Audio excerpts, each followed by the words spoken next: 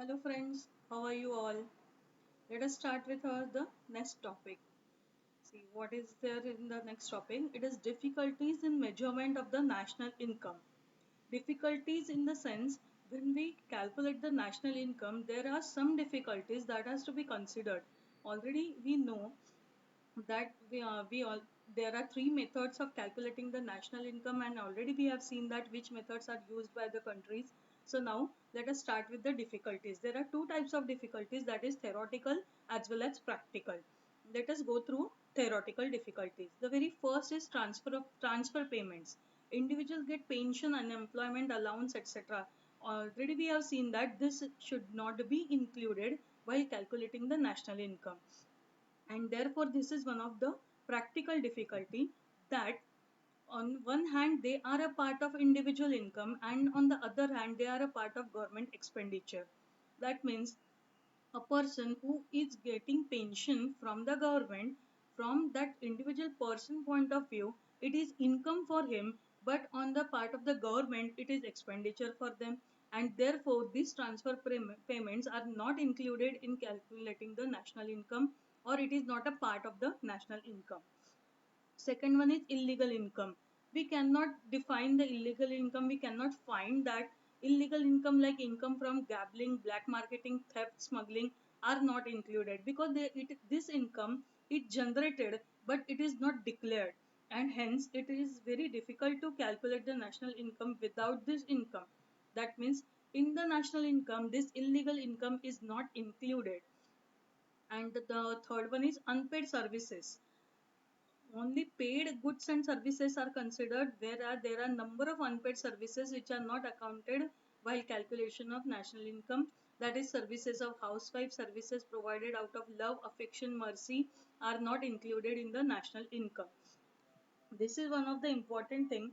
A question asked on this, that services of housewife is not included in the while calculating the national income. So in the while writing the answer for this question, you have to write these are the unpaid services, because services offered or provided out of love, affection, mercy, sympathy, and therefore it is not included in the national income, because services are offered to them, offered to any individual, but they are not paid. That just like our mother in the home, she prepares food for you, she prepares a birthday cake for you. In that case, do you ask her about the price of that cake or anything else? And hence, these services are known as unpaid services, and hence it is not calculated. It is not included in the national income, and it is not a part of the national income. The very next point is production of self consumption. Just one example here, already we have seen in the previous thing, that the farmer who produces agricultural products, he may take some part of that product for his self consumption, and again these goods, they may be a final goods, but they are not included in the national income. Okay, the next one is income of foreign firms. According to IMF, that is, income of a foreign firm should be included in the national income of the country where the firm actually undertakes the production work. Here, that means one country or one firm having a head office in one country, but their production is in the another country. In that case, income of that firm is included where the production work is going on. Okay, so this one is the difficulties. These are the theoretical difficulties. And the next one is next. There are two more. Valuation of government services. Government provide a number of public service such as law and order, defense, public administration, education, health service, etc. The calculation of these services at market price is difficult, because real value of these services is not known, because these are the services which are not affected by the demand and supply. Okay, because health services के लिए कोई demand नहीं करता है, ना तो कोई law के लिए डिमांड करता है, and therefore these services, we cannot calculate the practical value or real value of these services, and therefore these services, or it is very difficult to calculate the national income with these services. Then the next one or the last one is changing price level. Difficulties in calculating national income also arise due to changes in price level. For example, when the price level rises, the national income may show an increase even though the production may have decreased. See, according to the law of demand, we know that when the price level rises, the demand will decrease. But in that case, again there is a change in price level, and this one of the it is one of the most important difficulty while calculating the national income.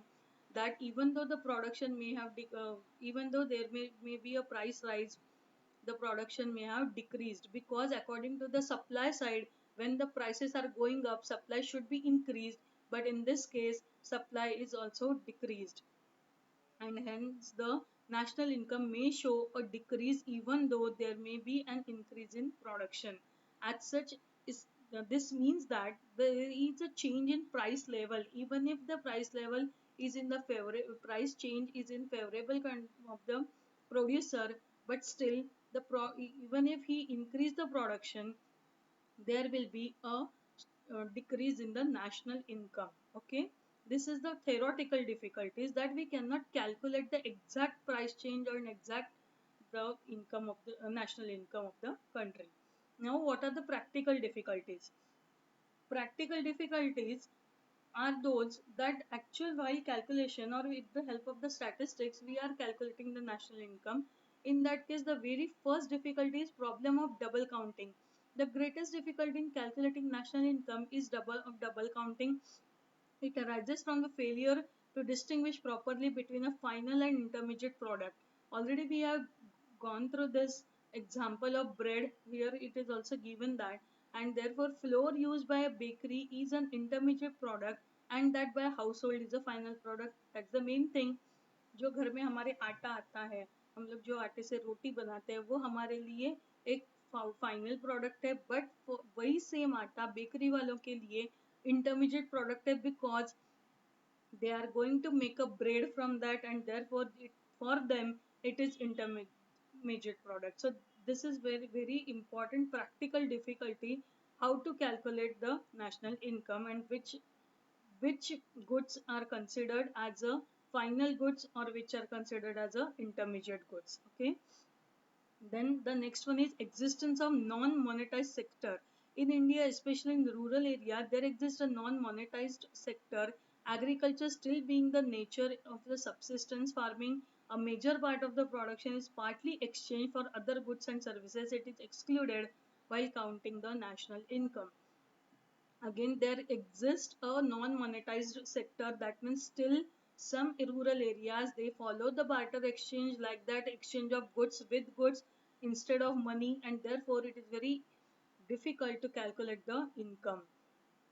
Then the next one is inadequate and unreliable data. Adequate and correct data on production and cost data relating to crops, fisheries, animal husbandry for construction workers are not available. That means in at such in a practical way, the data availability of data is inadequate, and that will lead to the we can say difficulty in calculating the national income. Okay, data on unearned income, consumption, and investment expenditure of rural and urban population are also not available. This data is very much difficult to collect, and practically it is not possible, and hence the calculation of national income is been a little bit difficult. The depreciation, next factor. Depreciation refers to wear and tear of capital assets due to their use in the process of production. It is as such कोई भी asset जब use किया जाता है तो उसकी value कम होती है. जैसे यहाँ पे जो एग्जांपल दिया है, it is given about the process machine used in process of production. When you are using it continuously for so many years, after its value gets been decreased, and that is known as the depreciation. And there are no uniform, common, or accepted standard rate of depreciation applicable to various capital assets. According to my knowledge, there are two or three methods of calculating the depreciation, and as such, all the methods are accepted by the firm. So each and every firm will apply the um, one or two methods or only one method, and in that case it is very difficult to calculate the exact value of depreciation or exact value of asset before the or after the depreciation. Okay, The next one is capital gain or losses. Capital gain or capital loss which accrue to the property owners by increase or decrease in the market value of their capital asset, change in demand are not included in the national income. Again, the capital gains and capital loss. That means whenever there is a sale or purchase of the capital asset, there arise a capital gain or capital loss. And due to this when this capital gain or loss, it is not included in the national income because these changes do not result from current economic activity. As such, अगर किसी की factory किसी ने बेच दी, in that case ये कोई हर साल नहीं करता है. Each and every year, not a single business firm or enterprise will sell or purchase the factory each and every time, and therefore this is not the current economic activity. Because in the first, only in the national income we have already seen that while calculating national income, the it is time period is restricted to 1 year. Okay, so that's why this is not included in the, or it is very difficult to calculate the national income regarding this capital gain and loss. After that, illiteracy and ignorance. This is the main part. Due to ignorance and illiteracy, small producer do not keep on account of their production. बहुत से ऐसे छोटे छोटे firm है that they never keep their accounts properly, they never keep their data properly, so we cannot calculate the exact value. The next one is difficulty in classification of working population. That means working population is not clearly defined. For one example is given here, that farmers in India are not engaged in agriculture round the year. That means we cannot say कि one, if I have to calculate the income of a farmer, this farmer is work only for 4 to 6 months in a field. After remaining 6 months, he may be involved in some other activities, just like the animal husbandry and all other services related to the agriculture. In that case, how to classify this worker? Is it he a farmer or is it he a worker? So it's very difficult, and therefore this one is also the practical difficulty of calculating the national income. The last one is valuation of inventory. Inventory, it means a raw material or stock, you can say. Intermediate goods, semi-finished and finished products in the stock of producer are known as inventory. Any mistake in measuring the value of inventory will distort the value of final production of the producer. Stock calculation is very important. As such, I have already given you the example of bathing soap. When the bathing soap is already ready, the cakes are ready with the name embossed on it, but the packing is not available. In that case, it is not considered as a final good. Therefore, while calculation of national income is considered, the valuation of proper stock is very important thing, and therefore this is the difficulty. Now the next last topic I think from this chapter is importance of national income. So let us complete this today only so that I can complete the chapter right now. Okay, the very first one is for the economy. National income data are important for the economy of a country. It's very important where, apart from the difficulties, at least we should know the not exact but fair value of our national income, and as such it is a base to plan for the future years. It tells us how the aggregates of a nation's income, output and product result from the income of different individual products or of industries and transaction of international trade.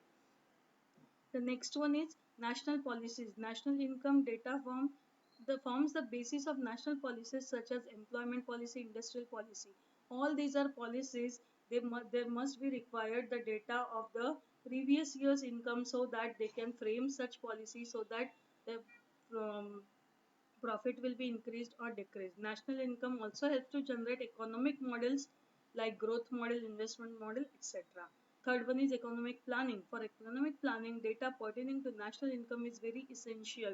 Planning data always makes a base for planning, and therefore this includes data related to country's gross income, output, saving, investment, consumption, which can be obtained from different sources, and that such government can plan the future. The next one is economic research. For the research purpose also, data must be there, because unless and until the previous data is available, we cannot research anything. And economic research is very much important for each and every country to frame their national policies to grow for the growth and development of the country. Then the comparison of standard of living. National income data helps to compare the standard of living of people in different countries and of people living in the same country at different times. This is also the helpful thing because once the standard of living will increase of people, standard of living of people will increase. Definitely, it will leads to growth and development of a country, and therefore this national income data helps to compare. Either it may compare with their own people or with the other people, that means other country we can say. The last one is distribution of income. National income statistics enables us to know about the distribution of income in the country from the data related to wages, rent, interest and profits. And that means this statistics always help that how the income is distributed among this, and therefore we can easily calculate the national income, or we can say we can frame the policies. We can, we means government. Government always frame policies for the growth and development of any country. So I think all of you are getting clear about all this chapter. National income as such, it is one of the important chapter of the economics. Just go through it. So if you have any doubt, you can put your doubt in comment section so that I can clear your doubt. Till then, do study well, stay home, stay safe, and do like and subscribe my channel. Bye.